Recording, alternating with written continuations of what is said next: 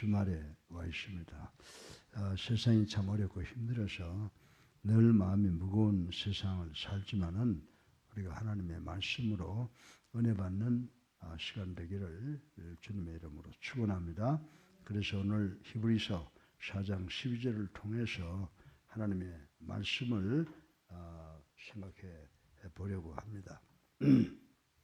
원래 히브리 말씀의 내용을 보게 되면 예수 그리스도는 우리의 위대한 제사장이며 또 완전한 속죄물이라고 합니다. 그래서 우리가 예수님을 통하여 하나님으로부터 의로움을 인정받았다라는 사실을 선포하고 있습니다. 그리고 히브리서는 우리 모두가 하나님으로부터 큰 선물을 받았다고 하고 있습니다. 그 선물은 뭐냐면 예수 그리스도의 십자가의 보혈을 통해서 의롭다 함을 받았다라고 하는 것입니다. 그래서 우리가 사는 세상이 아무리 어렵고 힘들더라도 불안과 고통과 고난이 다가온다고 하더라도 하나님에 대한 믿음과 신실함으로써 세상과 싸워서 승리하는 용기를 가져야 된다라고 하는 교훈을 주고 있습니다. 그래서 오늘 히브리서 4장 12절을 통해서 정말 이 말씀의 능력이 우리에게 주는 것이 무엇이냐를 생각해보고 오늘 아침 은혜 받기를 주님의 이름으로 축원합니다. 우리 성도들 그러면은 예수 믿는 사람들을 이야기하죠. 그런데 성도들 중에 많은 사람들이 주일 외에는 성경을 펴보지 않는 사람들이 참으로 많다고 그럽니다. 예수를 믿지 않는 어떤 사람들은 또 성경을 읽기는 하되 성경의 진리를 깨달으려고 하는 것이 아니라 단순히 하나의 성경을 지식으로 축적하려고 하는 사람들이 없지 않아 있다라고 하는 것을 우리는 잘 알고 있습니다. 이런 사람은 성경에 나타나고 있는 진리보다는 단순한 지식 축적을 자랑을 한다라고 하는 것입니다. 그러나 우리가 예수님을 나의 구주로 살아계신 하나님의 아들로 믿는 성도들은 성경을 통해서 하나님이 나에게 말씀하시는 음성을 들을 수 있어야 된다라고 하는 것입니다. 그럼에도 불구하고 성도가 성경을 읽지 않는 것은 하나님의 뜻이 무엇인지에 대해서 전혀 관심이 없음을 뜻한다라고 말씀을 드릴 수가 있습니다. 그리고 우리 성도가 성경을 읽지 않는다면 하나님의 명령을 거역하는 죄를 범하게 된다라고 하는 것입니다. 그래서 우리가 신명기 6장 6절로부터 9절 말씀을 보면 하나님은 이스라엘 백성들을 통해서 우리에게 이런 말씀을 주고 있습니다.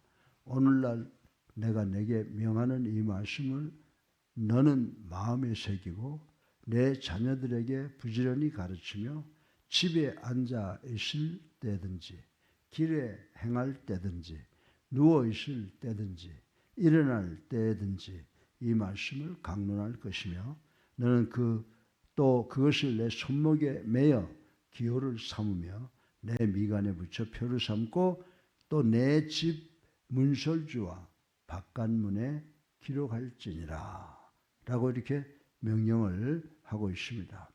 여러분들 이 명령은 하나님께서 말씀하시는 것입니다.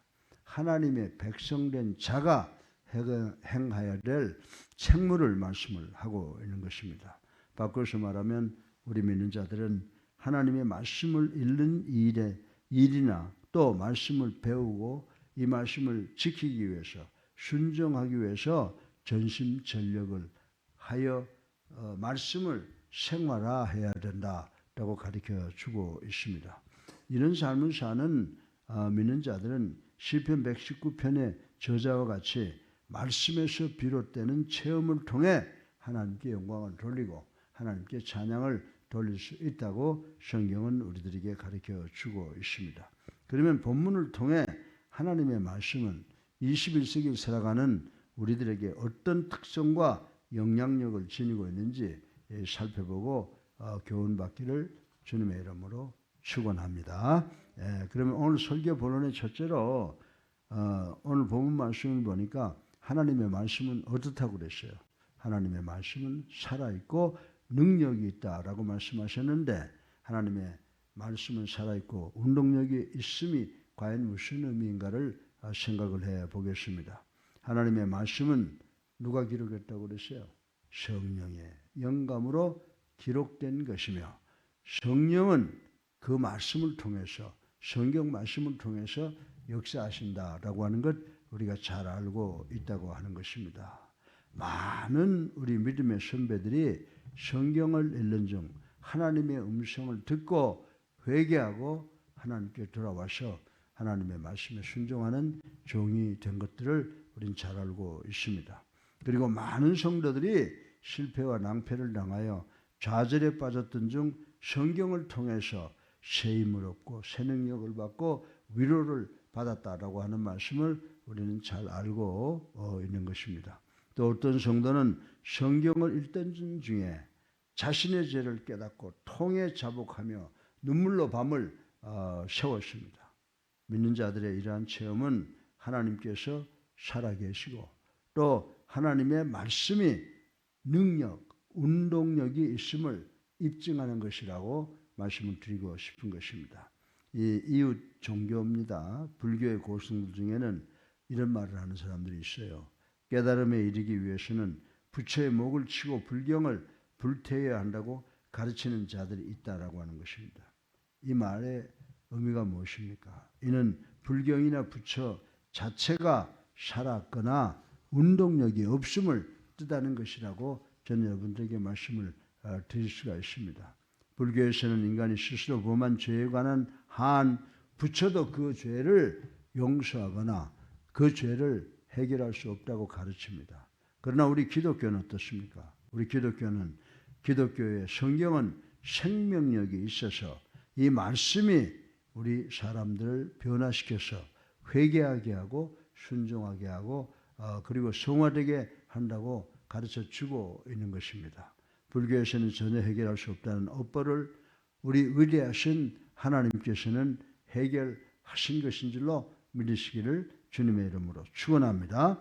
그래서 성경 말씀은 살아있고 운동력이 있는 이 하나님의 말씀 성경을 통해서 변화된 성도는 불교에서 말하는 소위 업보의 사실에서 벗어날 수 있다는 것을 인정하는 우리가 되시기를 주님의 이름으로 축원합니다. 만약에 예수님께서 업보의 사실을 풀지 못하셨다면 어떻게 될까요? 요한복음 5장 24절에 보면 나 보내신 이를 믿는 자는 영생을 얻고 심판에 이르지 아니하는 자는 사망에서 생명으로 옮겼느니라. 아멘.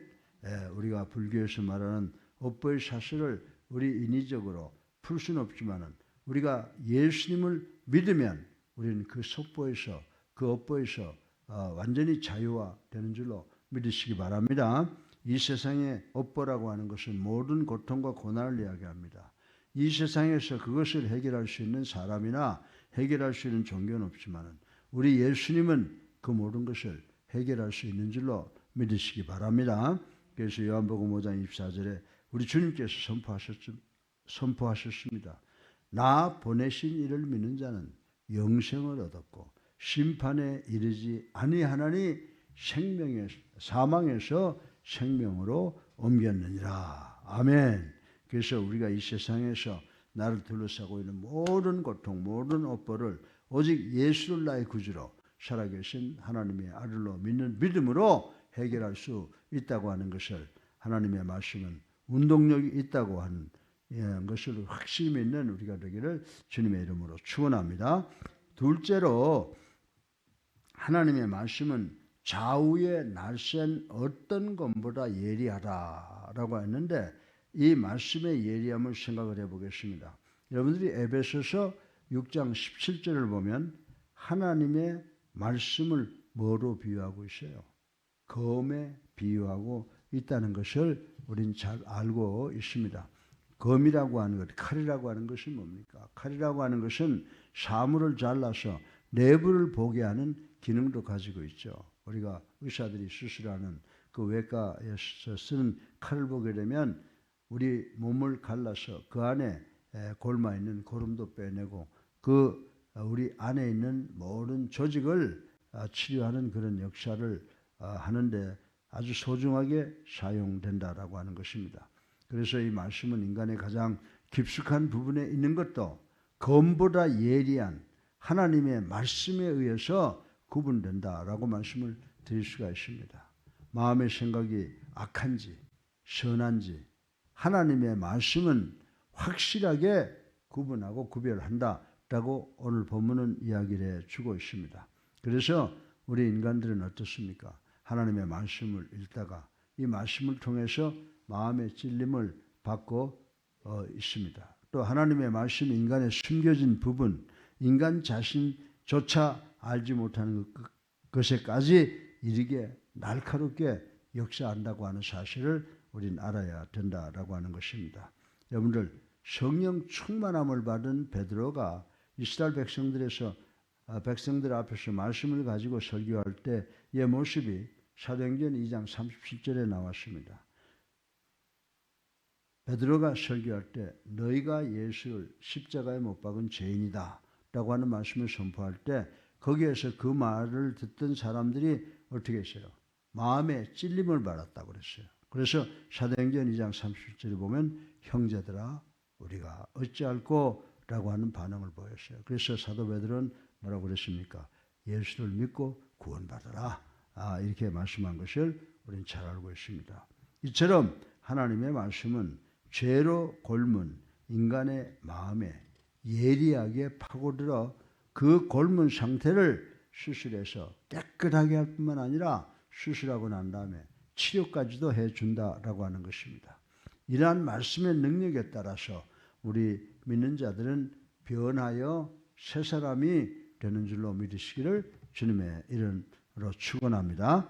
이런 의미에서 하나님의 말씀을 통하지 않고는 어떤 사람도 자신의 죄된 신분을 깨닫지 못하기에 구원에 이를 수가 없습니다. 따라서 우리는 예수님을 나의 구주로 살아계신 하나님의 아들로 믿고 영접하고 세례받아서 우리의 죄를 해결해서 의인이 돼서 구원받는 우리 모두가 되시기를 다시 한번 주님의 이름으로 축원합니다.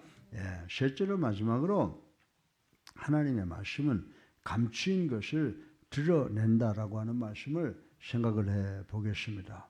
예수님의 말씀은 바리새인들, 율법자들, 서기관들의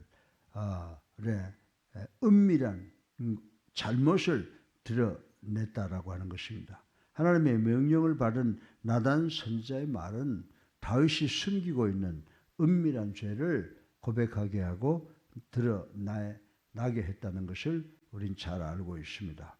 하나님의 말씀 앞에서는 피조물의 어떤 것도 감출 수 없고 벌거벗 걷는 것 같이 드러난다고 하는 것입니다.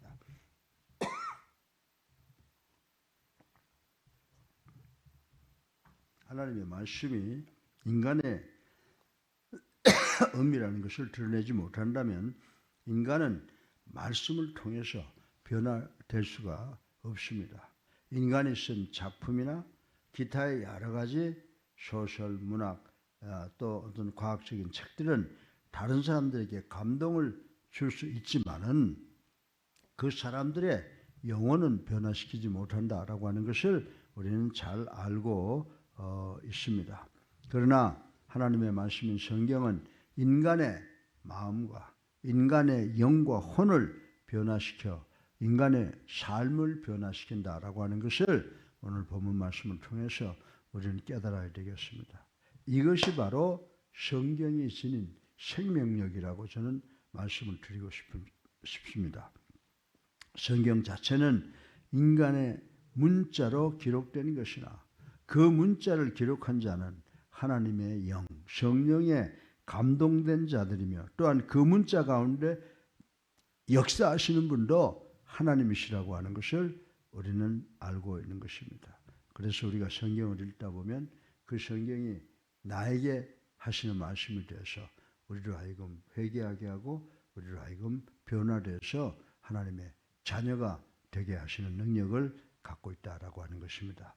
그러므로 우리 성도들은 문자로 기록된 성경을 읽거나 그 성경 가운데서 하나님을 만나며 하나님의 음성을 들을 수 있게 되는 줄로 믿으시기 바랍니다. 사랑하는 우리 예수님교회 성도 여러분, 우리는 성경을 읽을 때 이 본서의 저자가 교훈하고 있는 것과 같은 체험을 한 적이 있습니까? 그런 체험이 다 있는 분들인 줄로 믿습니다. 그리고 성경을 통해서 말씀하시는 하나님의 음성에 우리들의 귀를 기울일 줄 알아야 되는 줄로 믿으시기를 주님의 이름으로 축원합니다.